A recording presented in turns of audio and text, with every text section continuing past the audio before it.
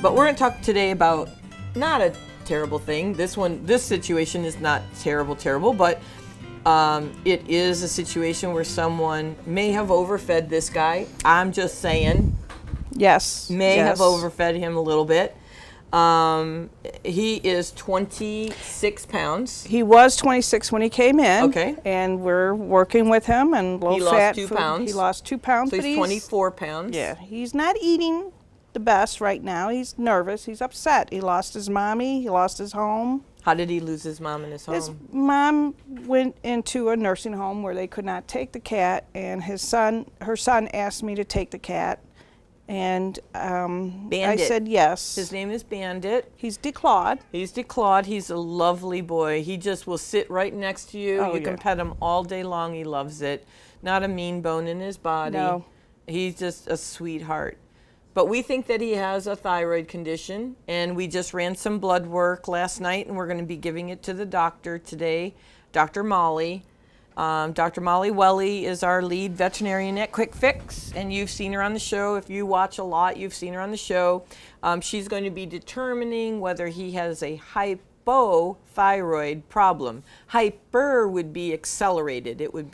It's hyper. It's like metabolizing really, really fast, and so he'd be really skinny. A hypo is the exact opposite. It's not metabolizing very fast. He's eating probably the same amount as any other cat, but he's not metabolizing as fast as another cat. And of course, as the bigger they get, the more they want to eat. Yes. You know, so it's kind of this catch-22 situation. And putting your cat on a diet should be done under veterinary care, because you can kill your cat just putting it on a diet.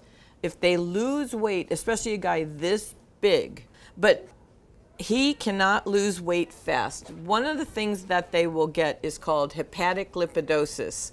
And what will happen is, unlike humans, this is one of the varying things about cats and humans, but I say a lot of times, they're so similar. They're so similar. You know, we get it, they get it. We get it, they get it. They have the same things. They use the same medicines. This thing is very different. When they are heavy like this and they start to lose weight, our body, if we were heavy and we start to lose weight, we can turn our fat into energy. You know, our body can live off of the fat for a little while. We always joke about that. Well, I'll live a lot longer in a depression because I'm fatter than you, you know. And so we all say that. These cats, their body kind of, and I don't know the medical term, I'm not a doctor or anything like that, but basically they turn the fat into what's more of a poisonous situation. Oh. And hepatic lipidosis has to do with the liver, and the liver will shut down. And so it's a very serious situation just trying to get weight off of a cat. You don't want them to go into hepatic lipidosis.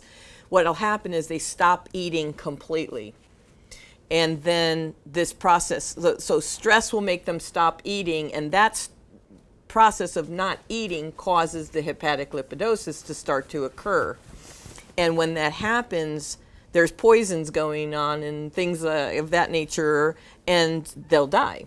So what has to happen is, and what happened once to a cat at Kitten Crazy, is we had to insert a feeding tube. Dr. Lash, years and years ago, inserted a feeding tube into the neck, down into the stomach, and I had to feed that cat 3 times a day until it decided to eat again, which took 10 weeks. 3 times a day. So we don't want that to happen to this guy. We need him to keep eating and to keep that hepatic lipidosis from happening.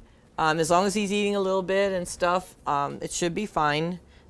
So, you know, these guys do stress out for some reason, it seems. Thank you. But he seems happy right now, Debbie. He's a good kitty. He just, I think, is upset because, you know, he's had a lot of change. Yeah. Now, I will say that if he does have a thyroid problem, he will probably have to be on medicine for the rest of his life. And we always get that medicine and we give it to the adopter to give to the cat. And we've had hypothyroidism on a regular basis here, and they always get adopted. Yes. And it's just simply a real quick treatment, and once a day, and that's it. It just helps control the thyroid, and it does help them lose weight properly. So we're waiting to see. I'm pretty positive. Yeah, it's if it walks like a duck and quacks like a duck, or a cat. Yeah, It's he's a probably good boy. cat. Yeah. So basically, don't let your cat get like this. Don't let your cat get like this. So the theme of the day is the care that they're getting in the home. So today, this person overloved this cat. Yeah. This cat was overloved with food, and it's a real health risk. Heart, everything is right now at risk, just like a terribly obese person. This cat should weigh about 10 pounds. I would say so. Yep. For his build and his stature, look at this tiny little head, and he has long, lanky legs. He doesn't have like tree stump legs like a Maine Coon, where his body would just be needing to be bigger. He's supposed to be about 10 pounds, 11 pounds maybe at best. If we could get him down to 15 pounds, I'd be thrilled. Yes. I'd be thrilled because he's started out 28, he's down to 26. They're doing a great job. We just had a gal come into Quick Fix with a cigarette in her hand, come into our vet clinic with a cigarette still in her hand, not lit, she just had put it out. I'm sure she was going to light it back up as she was walking back out the door. The cat came in for surgery. We had to decline the cat for surgery because it had a breathing condition.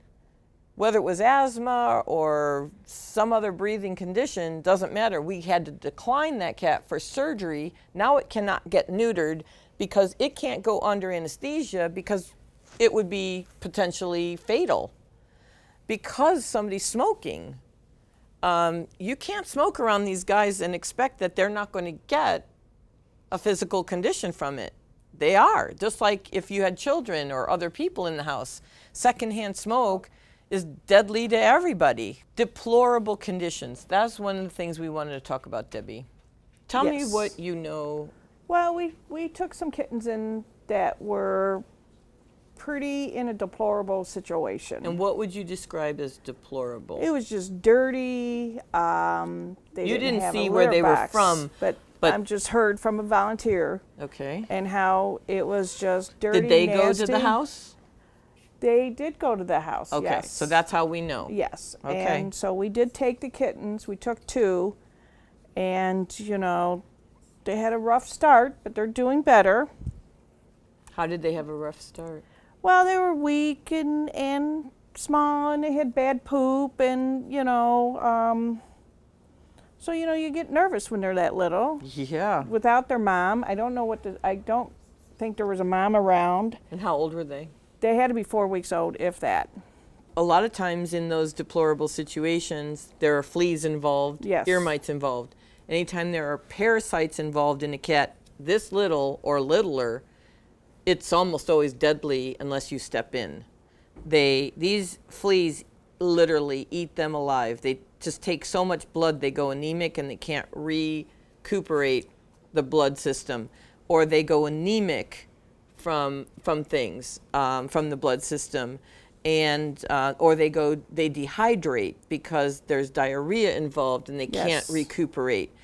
So without supplemental care, like we'll put them on sub-Q fluids, we'll get them on medications, we'll get those fleas off instantly so they stop taking the blood, and maybe the body can, before it succumbs to something, get the blood built back up. Right. It's just a matter of time, though. Did we get involved early enough that we can save them? This is the kind of stuff that goes on behind the camera on a regular basis that we are struggling with on a day-to-day basis. Every rescue does, because, folks, you can't have fleas in the home and not treat them. There's just flea treatments all over the place. They are deadly. Look at this guy. Toby, his name. There are flea treatments out there that are affordable, that are accessible. They even have flea treatments that you can make at home that do work. It's all natural. Look it up online, look it up. It's got garlic and vinegar and some other things. It will work. I have rescues that use natural, holistic flea treatments that they make for themselves. Look it up. Just be really careful not to put a flea product, on any kitten under 2 pounds. You could kill them with the flea product. It says right on the box, right on the bottle, flea shampoos will kill a kitten under 2 pounds. The medications in them are too strong for them. They are not designed for kittens under 2 pounds, which is typically, if you don't have a scale, 2 months old. So you can kind of gauge that. It would kill a kitten this age. I had a family member not know that and not ask, just found a kitten on the side of the road, gave it a flea bath, it died. And it's not a pretty death either. It attacks, I guess, organs or something. They're just so cute. Why would you want to do any harm to them? But look at these guys. This is Toby, Tony, and Tina. Tina.